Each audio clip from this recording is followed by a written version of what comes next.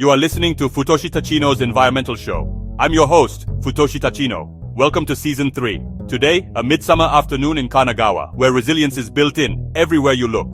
Fujisawa Sustainable Smart Town is a walkthrough prototype of a post-carbon suburb. Rooftop solar and storage are standard equipment. Meters and dashboards make progress visible. By 2025, household emissions are down about 70% versus 1990. Water use down 30%, renewables supplying over 30%. These are meter readings shared town-wide, not brochure promises. Every home comes with rooftop solar and a plug-and-play storage pack tied to smart hems. The software analyzes usage every 15 minutes and nudges loads to smooth peaks. Surplus power can be sold or shared across a microgrid that links the town. Peak shaving feels like gentle nudges, not orders. Engagement remains high after a decade. Designing for the storm you know will come is part of the blueprint. When typhoons hit, the town can split into self-sufficient blocks. Next, how systems, coast projects and materials combine to make resilience ordinary. Let's look closer. In September 2023, Typhoon Khanun brushed the coast and knocked down lines nearby. Fujisawa did not go dark. Grid islanding split the town into self-sufficient blocks with 3 days of stored energy. That design choice was intentional from the start. Post-event surveys show nearly 97% confidence in preparedness.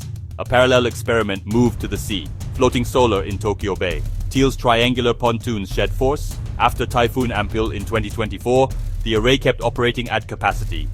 Excess power now charges electric ferries, lowering diesel use on busy waterways. Underfoot, new materials inhale greenhouse gas, carbon-absorbing concrete blocks on local paths. Compact DAC units pull roughly 500 kilograms of CO2 per day and mineralize it for centuries. The process is scaling to larger precast panels for major projects. The premium is modest, roughly 8 to 10%, but lifetime bills fall about 70%. Resale values have risen.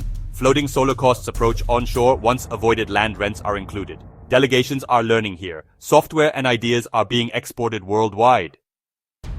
Universities model the town's lifestyle diagnostics as a public health lever. Here are 5 lessons any city can adapt. Short, practical, and measurable. 1. Start at the home level. Smart meters, rooftop solar, and a simple app unlock large savings fast. 2. Design for islanding on day 1. Batteries plus control software turn blackouts into manageable interruptions.